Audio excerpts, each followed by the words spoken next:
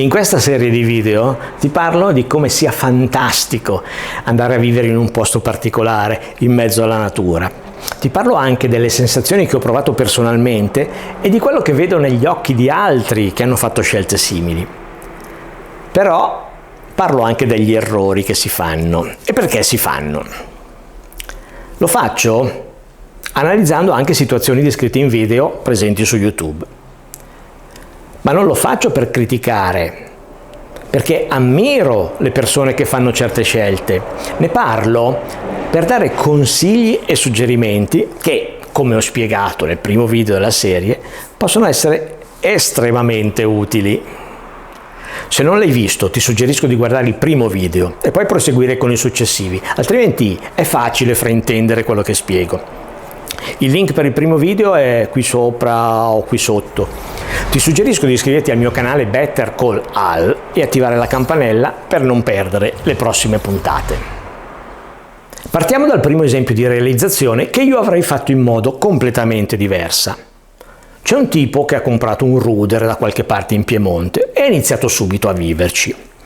2 costruzioni in pietra a secco, adibite in passato a stalla per il bestiame e fienile.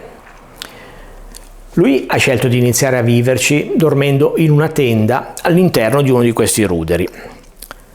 Sicuramente non è uno sprovveduto, perché fa vedere che progetta i lavori che fa con un CAD, ma poi fa scelte oggettivamente abbastanza discutibili.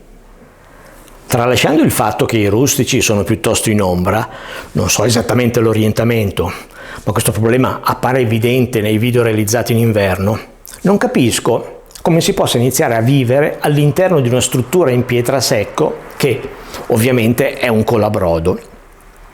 Chiunque sappia qualcosa di costruzioni avrebbe dato priorità al rifacimento e isolamento del tetto, anche per evitare che le pietre della copertura possano cadere in testa a causa di qualche trave marcia. Lui invece ha preferito iniziare a vivere in una tenda all'interno e successivamente ha fatto una perlinatura che ha dato origine a un ambiente bello a vedersi. Ho già parlato di questo argomento anche in un'altra serie di video sul mio canale YouTube Better Call Al, dove puoi trovare anche la descrizione di alcune mie esperienze. Però, dicevo, perlinare all'interno di un rustico in pietra a secco, prima di rifare il tetto e cercare di eliminare tutte le possibili infiltrazioni di umidità, non mi sembra una scelta molto razionale. Sia perché la perlinatura fatta in quel modo durerà poco, sia perché dormire sotto un tetto in pietra pericolante non mi sembra il massimo, anche considerando che quei rustici si trovano in zona sismica, come spiega lui stesso. È vero che iniziando con lavori sulle strutture i tempi per poterci vivere si sarebbero allungati, ma visto che dispone anche di un camper, che senso ha la scelta che ha fatto? Doppio lavoro è indubbiamente anche aumento dei costi. Sì, aumento dei costi, perché chi pensa di risparmiare adottando soluzioni improvvisate, spesso senza avere le competenze per fare certi lavori, non risparmia un bel niente e rischia anche di farsi male. Ecco un altro aspetto importantissimo, troppo spesso trascurato: la sicurezza. Guardando i video di certe persone si vedono situazioni da paura. Gente che si improvvisa boscaiolo e usa la motosega senza adeguata preparazione.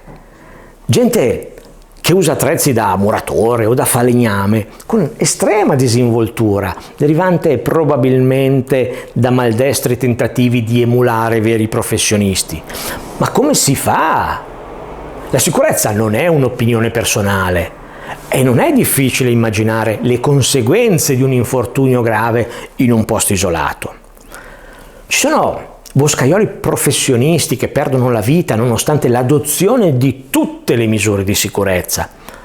Come si può improvvisare usando una motosega per abbattere un albero o anche solo per fare legna da ardere? Ci sono falegnami che perdono le dita o peggio nonostante l'attenzione, lasciamo stare la confidenza, che è un'altra cosa, che dedicano al lavoro. Quindi vedere chi si improvvisa esperto con attrezzi che possono essere molto pericolosi fa venire la pelle d'oca. Ma andiamo avanti. Spesso, nei video che raccontano di ristrutturazioni o ricostruzioni, si vedono soluzioni molto ingegnose per risolvere particolari problemi.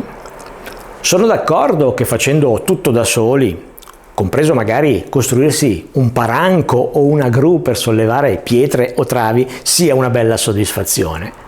Però ne vale la pena? Dal punto di vista dei costi, questo è molto spesso discutibile. Se poi parliamo del tempo necessario, allora è meglio lasciar perdere. Anziché dedicare giorni per costruire un discutibile paranco, preferisco spendere qualcosa per noleggiare un'attrezzatura adeguata, risparmiando tempo, evitando il rischio di farmi male. E non sono l'unico a pensarla in questo modo.